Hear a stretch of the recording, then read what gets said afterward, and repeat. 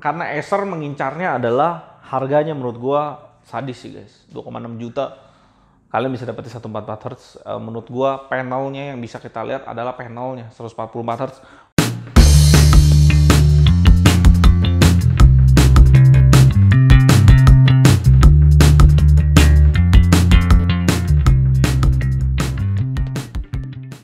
Oke guys, kali ini di kesempatan kali ini akhirnya Acer gue bisa dapetin juga dan touchdown gitu ya di GTID, channel paling canggih di 2020.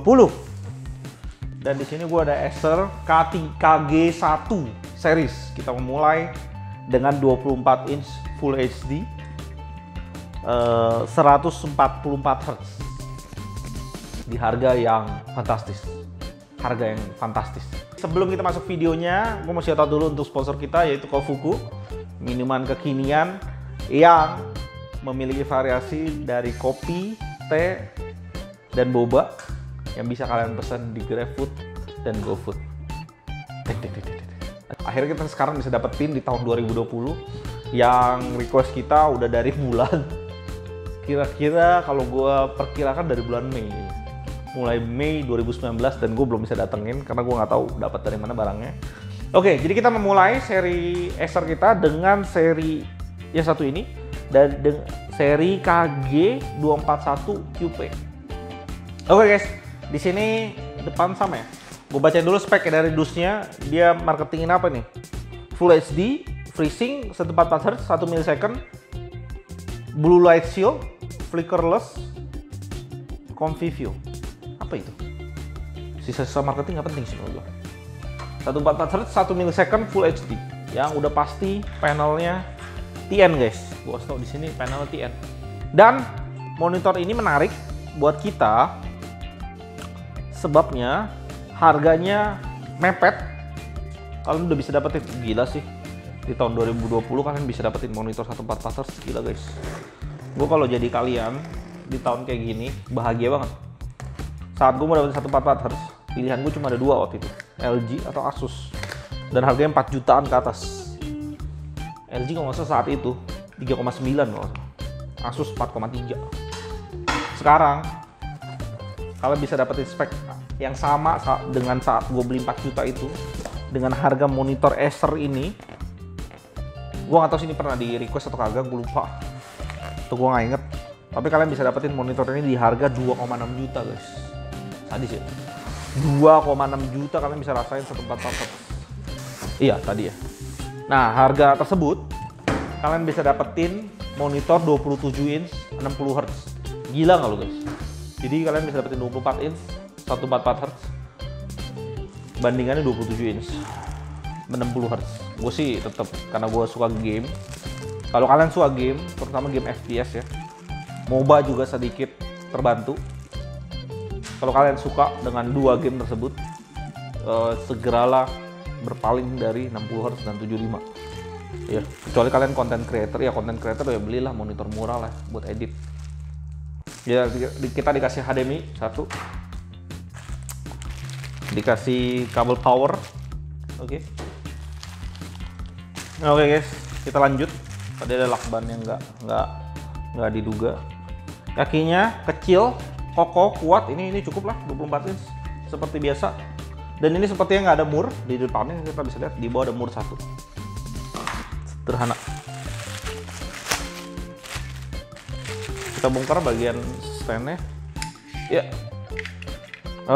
Besi yang cukup tipis dilapisin dengan plastik. Karetnya ada 6 di bawah. Cukup untuk 24 inch. Menurut gua nggak mewah-mewah banget, tapi gua nggak meminta lebih dari ini. Kalau dengan harga 2,6 juta gitu guys, kalian udah dapetin panel 144 sih. Gue udah bisa ngomong sih. Kalau udah biasa nge-review 24 inch ya, 27 inch. Pada saat kalian pegang 24 inch tuh kerasa ringan banget ya. Nggak apa-apa, biarin aja. Ya, 2,6 juta guys. Inilah yang kalian dapat untuk panel 144 Hz. Bezelnya tebel. Ya masuk banget ke dalam. Selain tebel yang gue bilang ini, dia juga masuk banget ke dalam. Mungkin kalian harus lihat gitu ya. Berapa jaraknya nanti gue ukur deh ya. Terus kalau dari body dia tebel, bukan yang seri-seri tipis. Bagian belakang Kalau kalian lihat dengan seksama sih, sini bodinya Dove gitu cukup keren, tapi banyak garis-garis gitu. Fan-nya keluar dari sini buat keluar, ya ada lubang. Nah, sisanya dibikin kayak garis-garis gitu. Ini belakang gendut banget sih. Menurutku sih agak aneh sih bentuknya. Nggak ada elegannya sih, biasa aja. Nah, portnya dari bawah, untungnya dia udah kasih 2 HDMI dan ada 1 DisplayPort. Dia nggak mikirin yang lainnya, VGA dan lain-lain. Yang nggak penting sih. Dan adapter di dalam, nggak ada audio out juga. Oke, kita tunggu sampai monitor ini berdiri dan gue mau kasih lihat kalian.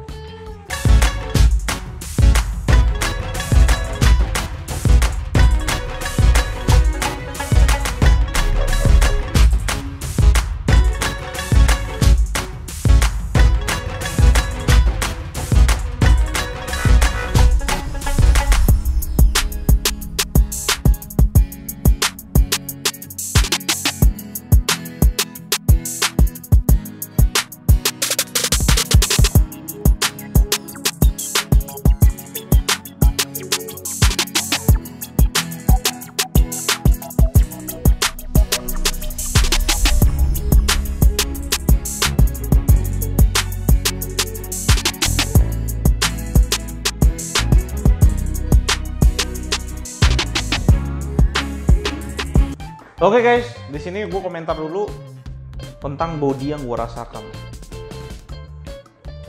Satu kata sih, menurut gue sih gendut guys. Ini gendut banget. Dari sisi belakang aja, adapter di dalam gue ngerasa ini adapter yang terbesar yang gue ngerasa dia nggak mikirin estetika sama sekali sih. Ini bukan monitor yang mikirin estetika. Itu yang bisa gue sampein pertama buat kalian. Karena gue inget banget pada saat gue nge-review Lenovo G24 10 saat itu, range harganya juga sekitar beda 200.000 kali ya. Beda 200.000-an sekitar, dia masih jauh lebih manis menurut gue ya dibanding yang ini. Ini bener-bener polesan yang apa adanya sih menurut gue. Dari segi tombol nih, kalian bisa lihat tombolnya ini di depan banyak, biasa menurut gue ya, navigasi yang biasa aja. Terus di sini bezelnya juga tebel, di bagian belakang gendut. Lebarnya gendut banget dan masih ada satu bagian yang gendut lagi di bagian belakang. Memang sih portnya memang dari bawah dan dia juga nggak ada audio out, itu yang paling gua sadarin sih buat gaming banyak yang kurang di sini. Tapi gua nggak bisa salahin itu semua karena Acer mengincarnya adalah harganya menurut gua sadis sih guys, 2,6 juta. Kalian bisa dapetin 144 Hz. Menurut gua panelnya yang bisa kita lihat adalah panelnya 144 Hz. Gua nggak mengambil harga itu di spek-spek yang lain dari bodinya atau apanya, gua nggak lihat hal itu. Tapi gua rasa 2,6 juta kalian bisa dapetin panel 144 Hz. Gua bacain dulu speknya. 24 inch TN, panelnya udah pasti Full HD, 1 millisecond, 144 Hz. Dia 300 nit guys. Nah, itu dia. Sedangkan gue lihat LG kalau nggak salah juga 300 nit ya. Kalau nggak salah 300 nit. 300 nit yang LG GL 600 itu juga 300 nit. Dia kasih HDMI 2.02 di DP DisplayPort 1. Udah. Dia nggak ada yang lain-lain. Dia FreeSync juga. Berarti kalau kalian mau dapetin G-Sync compatible-nya harus pakai DisplayPort-nya. Di sini dia kasih HDMI guys buat nge-cut cost lagi. Jadi kalian harus beli DisplayPort sendiri untuk dapetin G-Sync compatible. Dan masalahnya sedikit agak mubazir adalah ketika kalian di sini cuma ada HDMI doang, bukan cuma ada. Ketika kalian colok HDMI dan DisplayPort tapi nggak ada audio out, jadi nggak ada gunanya HDMI DisplayPort, hanya berfungsi sebagai 144 Hz aja. Tapi dia kasih kita VESA, gua ukurin buat kalian VESA mount-nya, meteran gua udah 10x10, yang tempatnya cukup di tengah-tengah, it's okay. Dan kakinya kalau kalian lihat tadi gue udah kasih lihat pada saat pemasangan, garansi yang dia kasih ke kita adalah 3 tahun guys, dan 3 tahun limited biasa, 1 tahun yang full service dan 2 tahun yang servisnya aja dia bayar. Kalau ada kerusakan panel ya kalian harus ganti panel. Ya, jadi bayangin aja garansinya sebenarnya cuma setahun, karena kalau tahun kedua kalian rusak panelnya itu udah harga ganti baru dah, mending ganti baru. Oke, sekarang gue ukur dulu bodinya.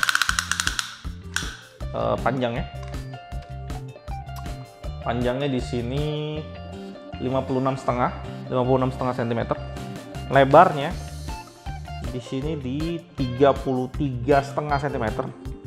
Paling bawahnya di 43,5 cm. Oke. Dan kita ukur tebelnya. Karena sini tebelnya cukup menjadi tonjolan yang besar sih. Sini tebelnya yang paling atas itu hampir 2,2 cm. Tebel kan? Kalau gue tambahin dengan bagian belakangnya guys, ya, gue ukur dulu nih. Itu bisa sampai 6 cm bagian paling gendut di paling belakangnya. Oke, bezelnya gue ukurin buat kalian.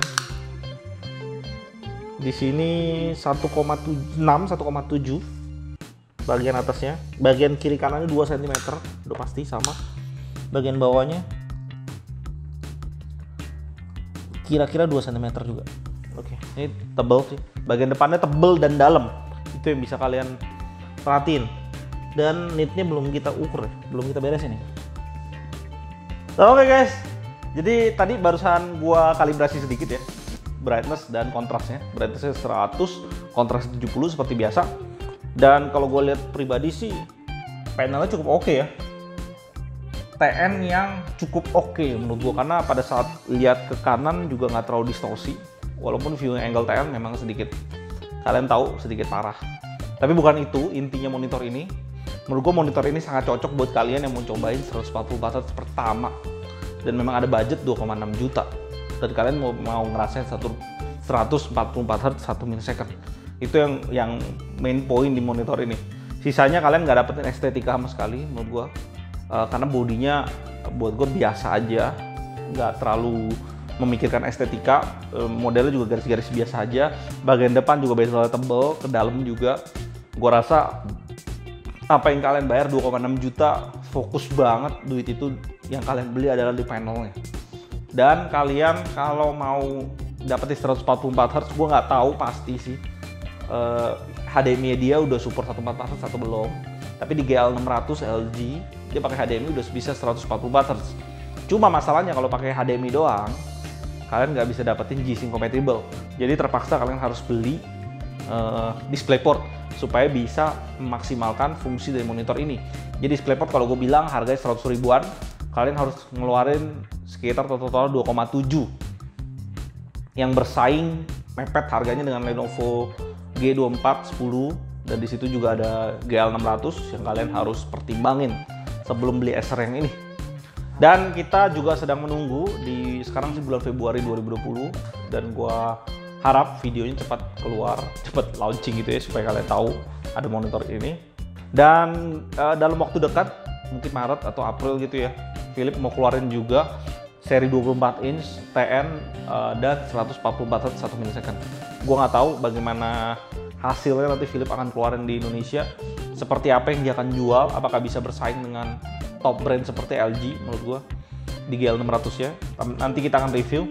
Dan sampai saat ini adalah pilihan yang bisa kalian dapat termurah di 144 Hz 2,6 juta, yang harus kalian tambah 100 ribu untuk dapetin DisplayPort kalau kalian menggunakan FreeSync. Yang buat gua sebenarnya nggak penting-penting banget, karena FreeSync ataupun G-Sync itu menambahkan input lag. Jadi main gamenya terasa nge-lag sih menurut gua. Walaupun kalian dapetin gambar yang lebih bagus, dalam tanda kutip kalian nggak ada tearingnya di dalam gambar itu. Oke, thank you buat kalian yang udah nonton sampai akhir. Kalau kalian suka dengan video barusan, kalian bisa support kita dengan like, subscribe, dan komen. Dan jangan lupa nyalain tombol lonceng di sebelah tombol subscribe untuk dapetin update terbaru dari GT ID. Dan di kolom komentar kalian bisa request ke kita barang untuk di-review. Kalian juga bisa isi kritik dan saran, apapun pikiran kalian akan gue baca satu persatu. Di tahun 2020 ini, GTI ini mempunyai tema giveaway buat kalian subscriber dan viewer setia dari GTI ID. Buat teman-teman kalian yang punya produk yang mau di-review sama kita, kalian bisa kontak kita di email kita, ada di deskripsi di bawah. Dan kita hanya minta kalian mempersiapkan produk atau merchandise untuk di-giveaway kepada viewer dan subscriber setia GTI. Salam GTI dan tetap canggih.